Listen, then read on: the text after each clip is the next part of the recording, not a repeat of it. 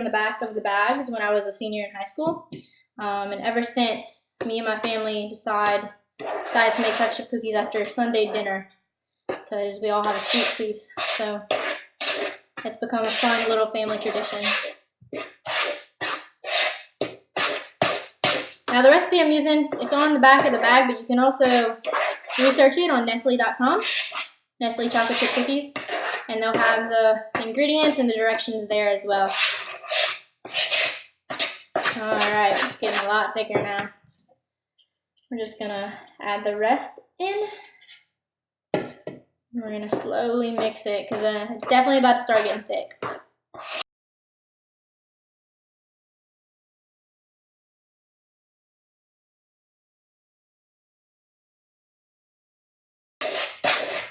Fun experiment. If you don't like vanilla, I've actually tried vanilla almond extract instead of vanilla, and dark chocolate chips instead of semi-sweet chocolate chips. It ends up tasting like a wedding cake with a chocolate twist to it. I'm going to show you how thick that dough is. See how thick it's sticking to my spoon? It's just about how you want it. So now you're going to take your chocolate chips and you're going to dump it into the batter. Now you've completed the cookie dough process of making cookies. For this next part, we're going to move into the kitchen. Now if you're making these cookies for guests, you're going to want to roll up your sleeves and grab some gloves. That way you're not spreading germs. And if you accidentally lick your fingers while you're eating the dough, you don't want that getting in there either. So for this part, you're going to take the pan, 9 by 13 or whatever size you think works for you, and the pan cooking oil spray. And you're going to spray just about 10 centimeters apart, back and forth, until it covers the entire pan. You don't want the cookies to stick, and so this prevents them from sticking to the pan. Makes the process a lot harder when they're cooling. So now, with the ice cream scooper, you're going to take the scoop, and you're going to put it into the dough, and press the little button on the side, and it'll release the cookie dough, and it'll give you exactly a 1 ounce size cookie dough, which is perfect size for a cookie.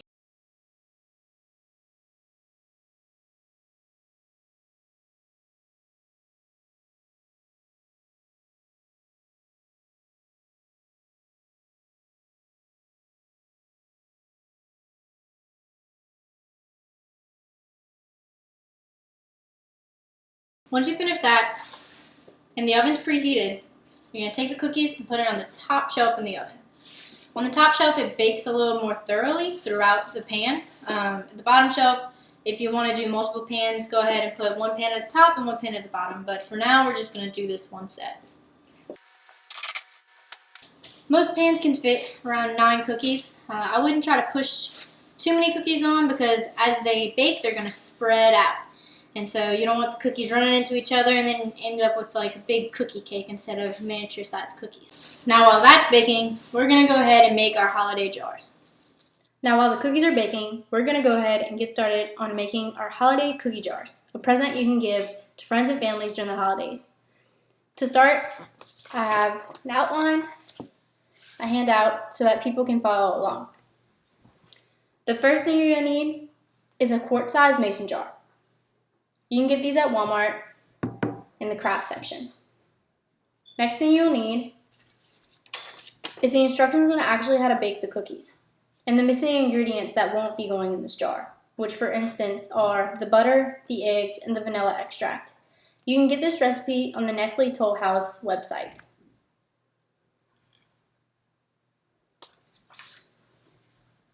Next, you will need a piece of fabric. You can choose any fabric of your choice. You're going to need to cut a square, big enough to where it surrounds the entire top of the jar, like this.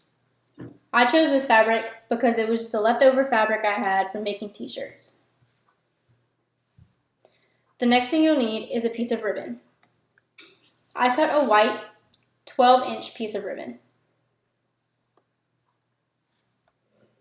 I already pre-measured all the ingredients needed from the recipe that we did to make the cookies. Here is the 2 cups and 1/4 of flour, the teaspoon of baking soda and the teaspoon of salt. Here are our chocolate chips. I put a little more in the cup just because sometimes if there's extra room at the top of the mason jar, you can go ahead and fill the rest with chocolate chips as well. Then you have the 3/4 cup of brown sugar and the 3/4 cup of white granulated sugar. Now that we have everything we need, let's get started. The first step is to take off the mason jar lid.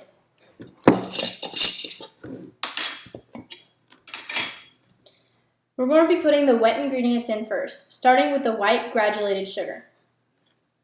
If you don't have a funnel, you can simply take a piece of paper, take one of the top corners, and roll it in.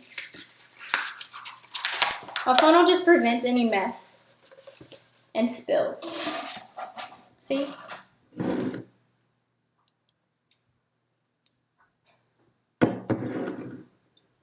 Now I'm going to take my sugar and pour it in.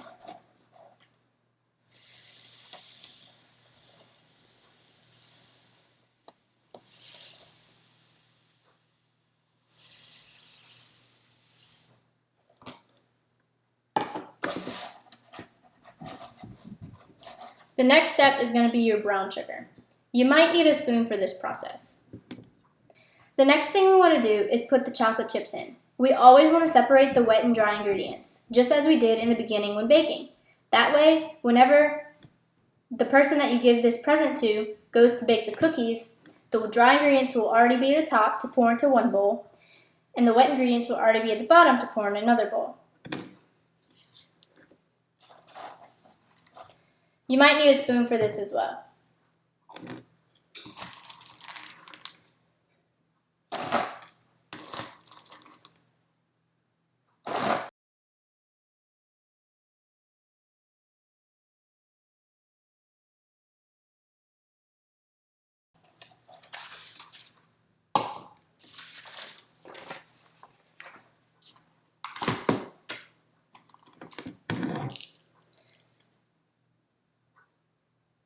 You want to fill it up till it's about 1/4 of the way. Now that we have our chocolate chips and our wet ingredients at the bottom, we're going to pour in the dry ingredients.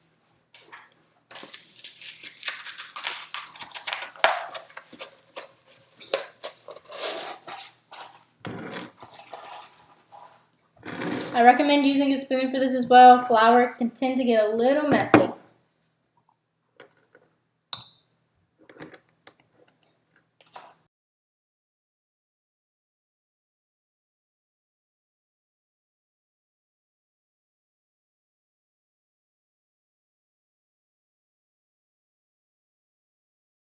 Now, we've completed the entire mason jar. The next thing you're going to do is take the lid, just the circular part, not the screw top, and you're going to place it on the cover, just like this. The next thing you will do is take your fabric, place it directly on top of the cover. If you need to comb it down, if it's sticking out on the sides, just go ahead and brush through it like this. You want the corners to be flap over, so that way it's easier to screw your top on. Take your screw top now and screw on the fabric. Try to hold it in place. I know fabric sometimes likes to move, but I kind of hold it with my first 2 fingers here and pinch it on the sides, and then I'll go ahead and screw my top on. Just like that. And then just spread out your corners after, just to make the appearance look pretty.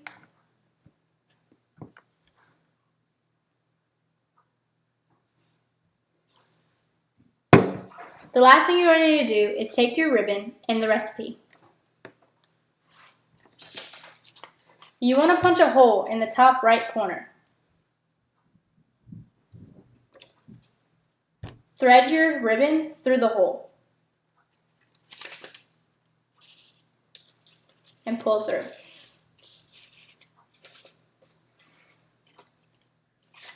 What you want to do now is take your ribbon and wrap it around the metal